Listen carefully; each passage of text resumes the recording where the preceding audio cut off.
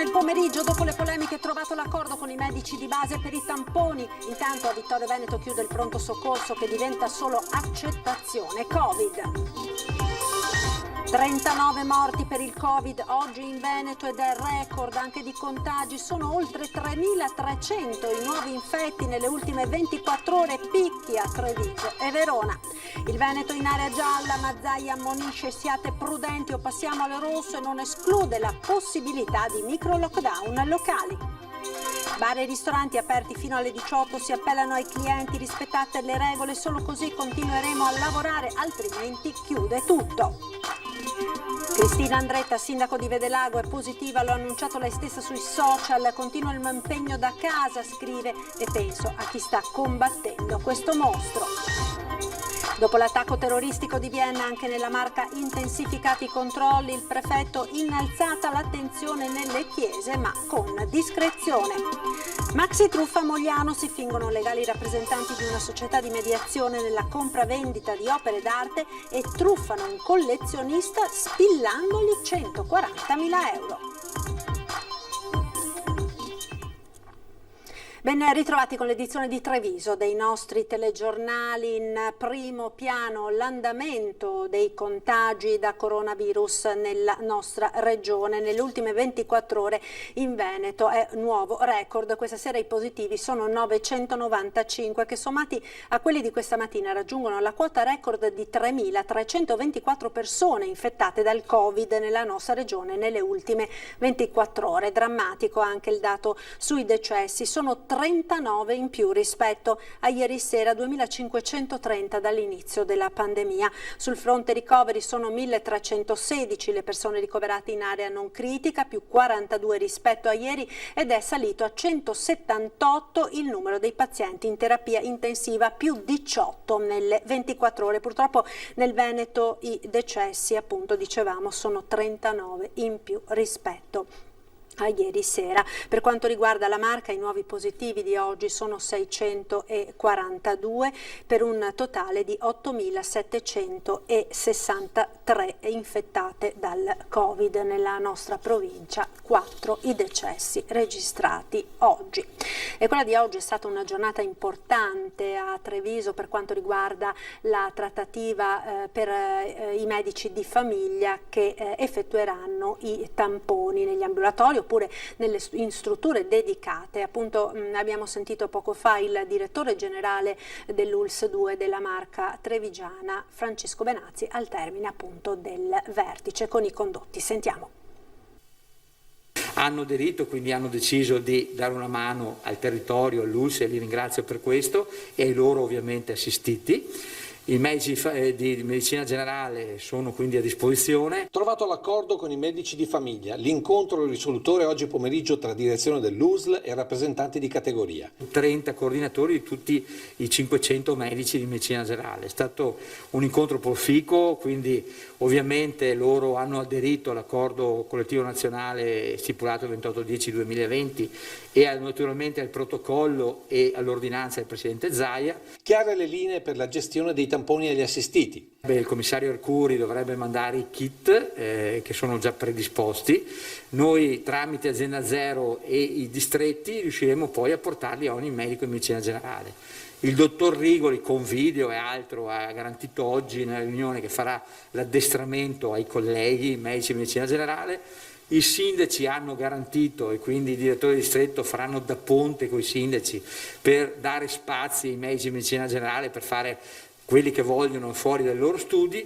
L'azienda ULSS si farà carico del anche portare via i rifiuti speciali. Altro fronte tamponi, il caso Altivole di ieri, con il punto completamente bloccato dal ponte dati Telecom e dalla fornitura dell'Enel andati letteralmente in tilt. Dati trasmessi ieri con i telefonini dell'USL per un'emergenza oggi rientrata. Siccome ad Altivole abbiamo una numerosità di persone che arrivano, ormai sono 1100, 1300 persone che vanno al Covid Point, stiamo col sindaco di Castelfranco valutando nel giro di 10 giorni un'altra area dove collocare un ulteriore Covid Point in quell'area. Tutto questo mentre a stasera nella Marca si è quasi raggiunta la soglia dei 144.000 tamponi, con 450 casi positivi e 250 ricoverati. Confermato l'ospedale di Vittorio Veneto totalmente per malati Covid, con il pronto soccorso spostato a Conegliano. Il pronto soccorso di Vittorio Veneto diventa un PPI, cioè un punto di primo intervento, quindi le persone, se arrivano là, vengono valutate e poi mandate a Conegliano, però il messaggio che mandiamo a tutti: il pronto soccorso di riferimento diventa Conegliano. Infine le scuole, con l'aumento di casi positivi. La scuola di per sé non è un problema, è il dopo scuola che diventa un problema. Abbiamo 244 classi ovviamente testate, di cui 92 sono in quarantena e 152 in automonitoraggio. Il Veneto ieri sera è stato classificato in area gialla, ma il presidente Zaia, al consueto punto stampa odierno, dice no a facili entusiasmi e si appella ai veneti. Sentiamo. Sapete che il giallo dura poco. Giallo dura poco, E dopo il giallo c'è il rosso. Guardate che nel Covid può accadere di tutto, può anche accadere che fra una settimana siamo qui a raccontare di migliaia di persone ricoverate. Questo vorrei sottolinearlo.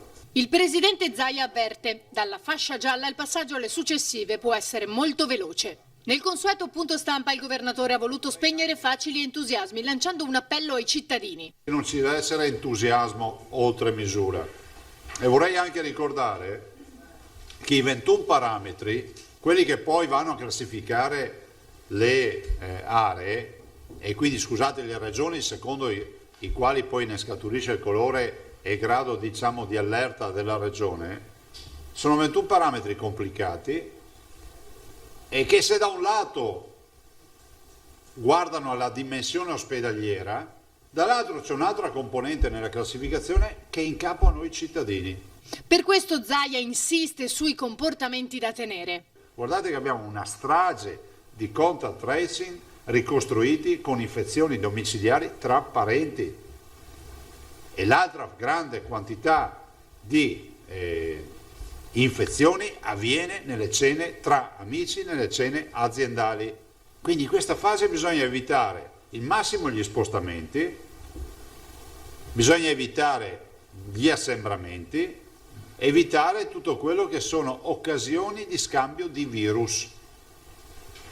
Io ho l'obbligo di dirvelo, perché al di là di questa festa, di questo risultato dell'area gialla, il tema è che il virus c'è, e dopo il giallo o si resta sul giallo perché il semaforo si incanta, oppure si passa al rosso. E rosso vuol dire arancione, vuol dire restrizioni, vuol dire che le cose non funzionano. Le future restrizioni che ci aspettano a guado sono che non si esce più dai territori comunali, dai territori regionali, si chiudono tutti i bar, si chiudono le parrucchiere, i ristoranti. Se è questo che vogliamo, possiamo fare a festa della liberazione, perché ci arriviamo con velocità estrema. E quindi una preghiera ai veneti, che sono sempre stati persone per bene. E guardate che questa non è una reprimenda, perché la stragrande maggioranza dei veneti porta la mascherina. Questo è un richiamo ancora ai pochi irriducibili che pensano che sia un'invenzione. Io vorrei che questa comunità ne uscisse a testa alta, ne uscisse con il minor numero di decessi possibile e con il minor numero di danni possibili. Quindi partiamo da un buon punto, che siamo nell'area gialla, cerchiamo di non guadagnarci l'area rossa. E sulla stessa linea anche il sindaco di Treviso, presidente dell'ANCI Veneto, Mario Conte. Ore di interminabile attesa per le tante attività economiche del Veneto che hanno sperato fino all'ultimo di poter continuare a lavorare, così come le famiglie. Se il Veneto tira un sospiro di sollievo, non è questo il momento per allentare la stretta. È chiaro, il sindaco di Treviso e presidente ANCI Veneto oggi ha ricordato che cosa cambia in regione a partire dalla giornata di domani.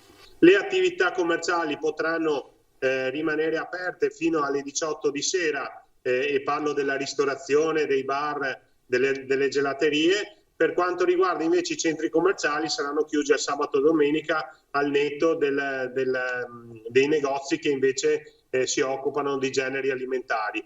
È consentito quindi lo spostamento all'interno della regione e abbiamo fortunatamente evitato di finire nella zona cosiddetta arancione, che avrebbe limitato ulteriormente gli spostamenti all'interno della regione. Una boccata d'ossigeno, come l'ha definita Conte, nonostante il balletto dei colori sia durato per tutto il giorno. Potranno continuare, seppur a fatica, a mantenere quel piccolo giro di lavoro che gli consente quantomeno di pagarsi le spese, e quindi oggi noi come sindaci ci troviamo a gestire delle comunità che sono leggermente più sollevate. Necessario continuare a comportarsi bene, la capienza dei mezzi pubblici scende al 50%.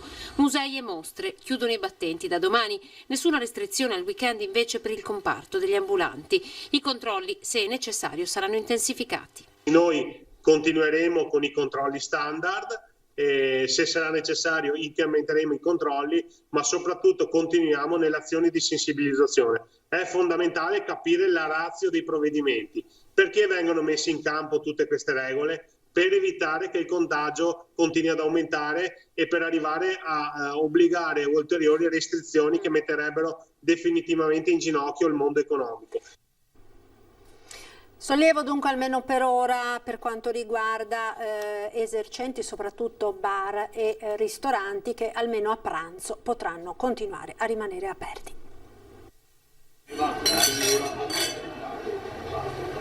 Più di qualcuno ha brindato questa mattina per il giallo assegnato al Veneto per il coronavirus. Una notizia arrivata ieri in serata, quando molti si erano già rassegnati a chiusure molto più drastiche. Io ho chiuso qui non sapendo cosa fare oggi, sì, poi immaginavo comunque che non poteva essere dall'oggi al domani. Probabilmente però i più sconfortati in realtà pare siano stati i clienti, osservando come oggi i locali comunque fossero più vuoti del solito.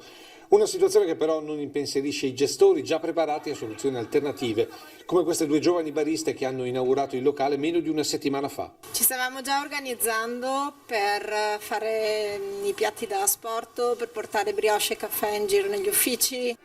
Contromisure nella più tipica e veneta arte di arrangiarsi, segno di una ferrea volontà di non fermarsi. Andiamo avanti settimana dopo settimana, però è stata una bella notizia, diciamo, quello che è avvenuto ieri sera. Poi c'è chi, come il famosissimo Muscoli in pescheria, ha già chiuso per un caso di contagio e che con arancio o peggio rosso rischiava di fare tutto un dritto. Titolari talmente emozionati per aver riaperto da non avere letteralmente parole per il cronista. Infine c'è chi fa coscientemente il bastian contrario. Io avrei tenuto chiuso per in modo tale di far abbassare abbastanza, il 50% la curva del Covid, e riaprire con più serenità.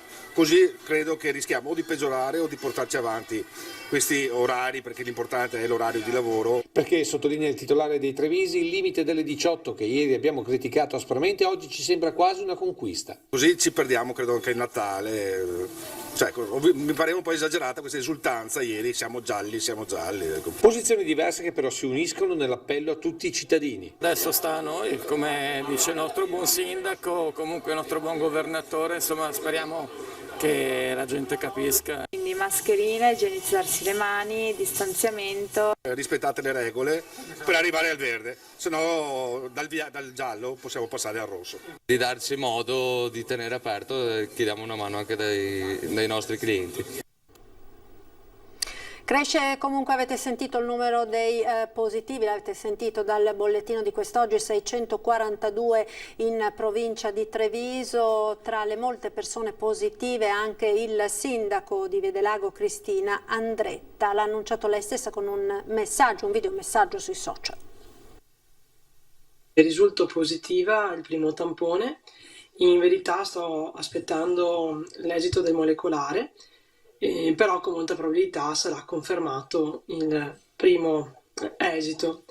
Quindi già da ieri sono a casa in isolamento. Si trova a casa in isolamento in una stanza da dove continuerà il suo impegno come sindaco. Cristina Andretta, che ha voluto lasciare sui social il suo messaggio per dire che sta bene nonostante tutto. Come vedete comunque sto bene, ho lievissimi sintomi, un po' di tosse, di raffreddore, insomma quello per fortuna, devo essere sincera, ad oggi sto bene, speriamo continui così. e il mio impegno da qua potrà continuare grazie al fatto che comunque posso essere operativa. Tutti gli uffici del comune sono stati sanificati, ora le persone che sono state a contatto con il sindaco dovranno effettuare il tampone. Abbiamo sempre mantenuto le distanze, anche con gli esponenti della mia squadra, e siamo sempre stati attenti, quindi spero non ci siano all'interno dell'amministrazione altre persone positive, spiega. Un abbraccio a tutti coloro che sono anche come me in isolamento, che hanno lievi sintomi, ma soprattutto il mio pensiero va a chi sta lottando davvero con questo mostro, che però tutti insieme, insomma, dobbiamo unire le nostre forze e combatterlo. Andiamo in prefettura ora, perché l'epidemia del Covid non è l'unica preoccupazione. In questi giorni, dopo l'attentato terroristico di Vienna, anche nella Marca è stata innalzata la soglia d'attenzione per la sicurezza in chiese e luoghi di culto. C'è un innalzamento delle misure di vigilanza del territorio senza peraltro la necessità di arrivare ad alcuna militarizzazione. Dopo gli attentati terroristici di Vienna, anche la Marca alza la soglia di attenzione per chiese e luoghi di culto. Una presenza al momento discreta ma comunque attenta. Sia per quanto riguarda gli aspetti investigativi che per quanto riguarda appunto il controllo del territorio, le forze dell'ordine sanno che hanno, come dire, devono confrontarsi anche con delle minacce che in qualche modo per le quali si registra una recrudescenza, anche se Treviso oggettivamente è una realtà abbastanza come dire, lontana dalla probabilità che questi fatti accadano. Quindi più prevenzione che conseguenza di segnalazioni su possibili cellule terroristiche radicalizzate. Un dato che deve dare la giusta dimensione della situazione a quanti si recano nelle nostre chiese come nei nostri cimiteri. Questo vale ovviamente per tutto il nostro paese. Sul fronte del contagio da coronavirus, il prefetto risponde così alle critiche sulla lentezza delle decisioni prese dal governo. Quindi abbiamo diversi livelli di governo, sappiamo che le regioni rivendicano a gran voce di essere ascoltate, sono 20 regioni con realtà diverse e quindi se questo doveva essere il percorso è chiaro che arrivare a una sintesi non è stato facile. Quasi da definire le prove tecniche di autonomia regionale. Proprio di fronte alla gravità delle decisioni da assumere e anche dei possibili effetti, nessuno se ne è sentito di fare un passo avanti, che pure poteva essere fatto, quindi nel senso di un irrigidimento delle misure. Quindi alla fine si è scelta una decisione condivisa. Allora qual è l'appello ai cittadini per non scivolare in zona rossa?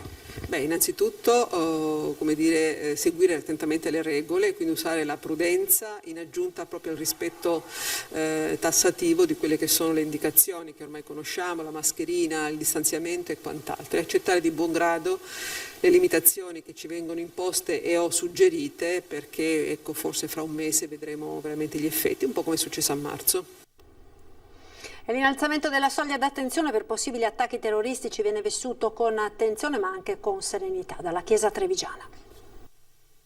Manteniamo un clima di serenità e di fiducia che è quello che sta caratterizzando un po' la nostra Chiesa anche in questo tempo di emergenza Covid. Mantenere un clima di serenità nonostante le difficoltà del momento. Questo è il messaggio della Chiesa trevigiana all'indomani della decisione della Prefettura di innalzare la soglia di attenzione su possibili atti terroristici nei confronti delle nostre parrocchie. Un tempo difficile, certo, dove però non si deve interrompere il dialogo interreligioso che la Chiesa trevigiana sta portando avanti da tempo. È uno degli impegni grandi della nostra Chiesa, sia a livello di dialogo tra chiese cristiane nella realtà dell'ecumenismo, ma anche in dialogo con altre fedi, in particolare con l'Islam. Un dialogo costante fatto di tanti piccoli passi. Un reciproco ascolto e confronto che avviene attraverso anche altre iniziative. Penso anche alla Festa dei Popoli di Giavole del Montello, penso a tante altre realtà che danno il segnale di un dialogo, di un confronto e di una vicinanza che non metti in allarme tale per cui vedere l'altro come un nemico, come qualcuno da cui salvaguardarsi ma con cui dialogare. Da qui il messaggio ai fedeli. Si vada in chiesa con molta serenità, con una consapevolezza che dobbiamo ribadirlo, quello che diceva anche il cardinale Schönborn, cardinale di Vienna, ha detto: le religioni, le fedi sono sorgenti di pace, non sono sorgenti di conflitto e di opposizione. Pubblicità, ora linea alla regia, restate con noi.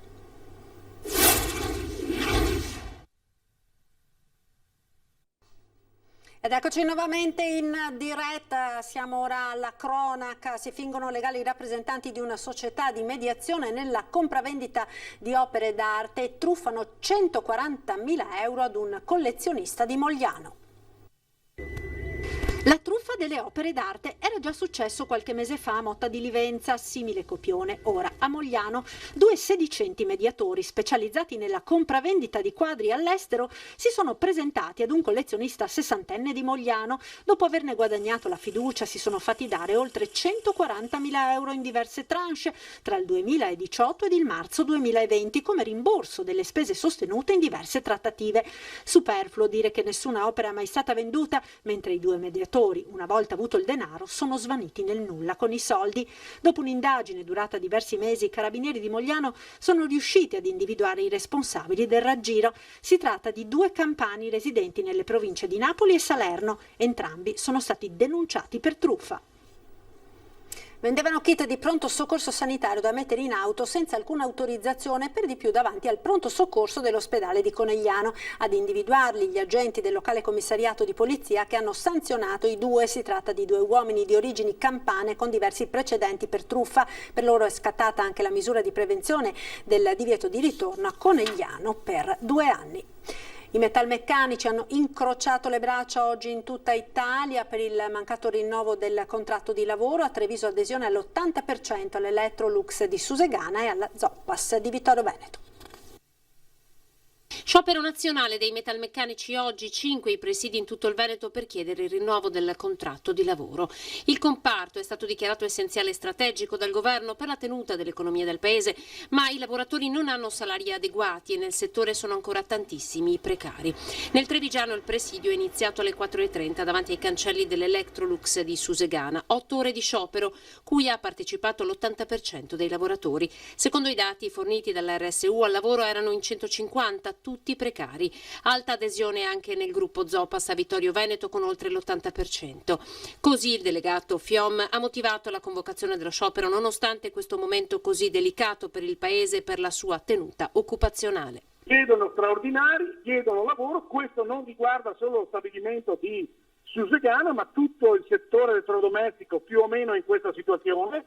Così vale per la DeLonghi, così vale per tantissime imprese anche del nostro territorio. Quindi noi chiediamo lavoro sicuro per chi ce l'ha precario, salario per tutti, sia per chi è precario sia per gli altri, perché la ricchezza la stanno producendo, si sta facendo, le imprese, come dimostrato dagli indici, hanno una buona redditività, insomma una parte di questa è giusto darla ai lavoratori. Spazio ora alle notizie da Belluno e provincia.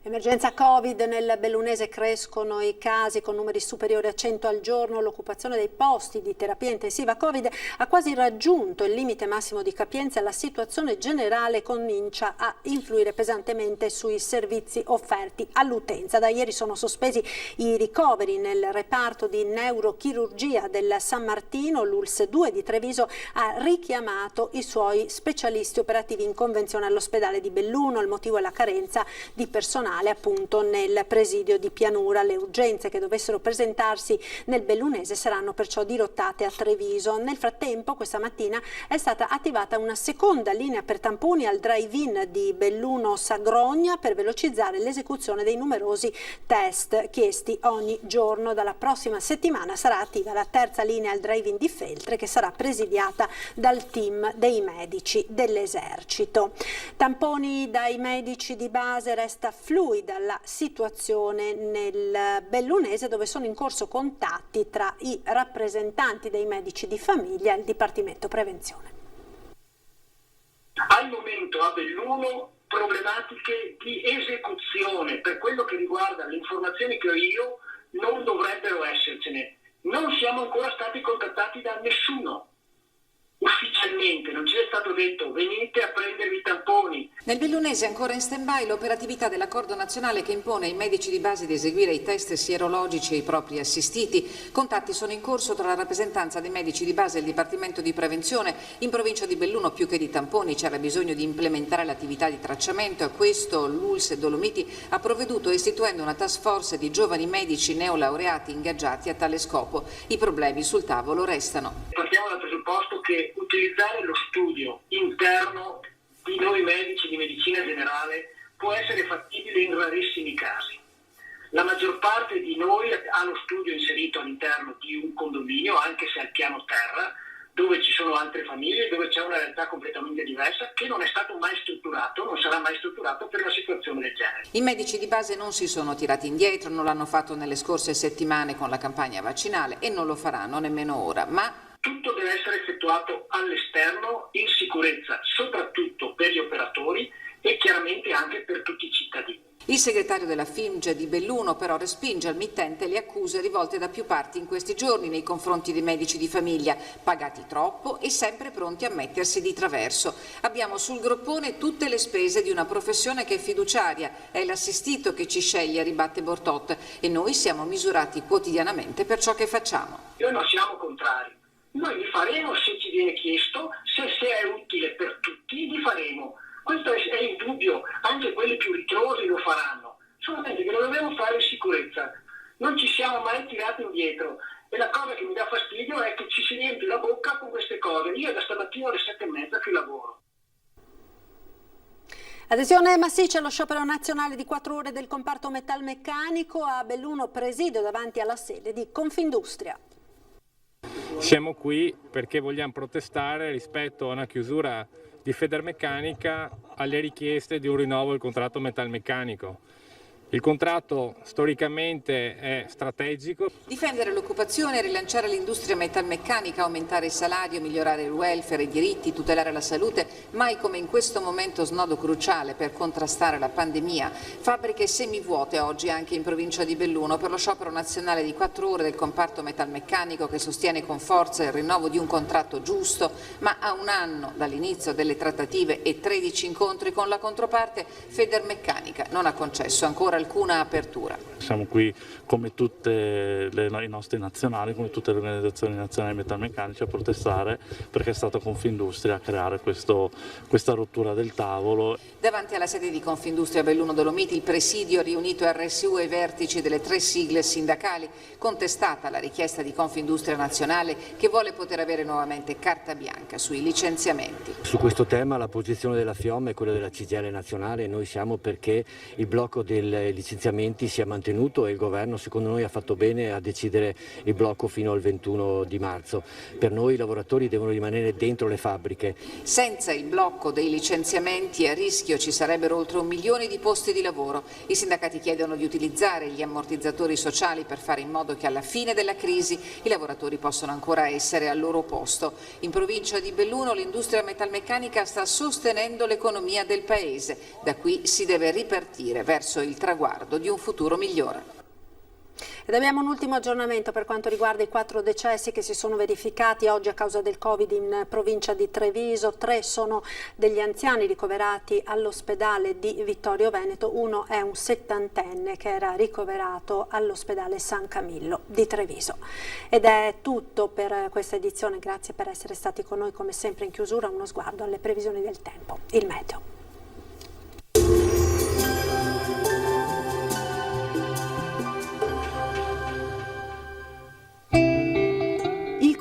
Vive finché ha qualcosa da amare, così come il fuoco avrà qualcosa da bruciare. Benvenuti al meteo. Ancora dominio anticiclonico al nord-est, dove il tempo si manterrà sostanzialmente buono. Il dettaglio di venerdì 6 novembre. Sul Veneto cielo grigio nelle ore più fredde per nubi basse e nebbie, ma in diradamento nelle ore centrali del giorno. A seguire infatti sarà maggiormente soleggiato un po' su tutti i settori e non sono previste piogge degne di nota. Temperature minime tra 5 e 9 gradi, massime invece tra i 15 e i 17 gradi. Ci spostiamo ora sul Friuli Venezia Giulia, cielo molto nuvoloso inizialmente, poi anche qui più sole dappertutto e non sono attese precipitazioni. Temperature minime fino a 11 gradi, massime sui 16-17 gradi. Situazione simile infine anche sul Trentino Alto Adige, la grafica ci mostra un ampio soleggiamento su tutta la regione. Temperature minime sui 6 gradi, massime fino ai 16 all'incirca. Dal meteo è tutto, vi auguro un buon proseguimento in compagnia di Antenna 3.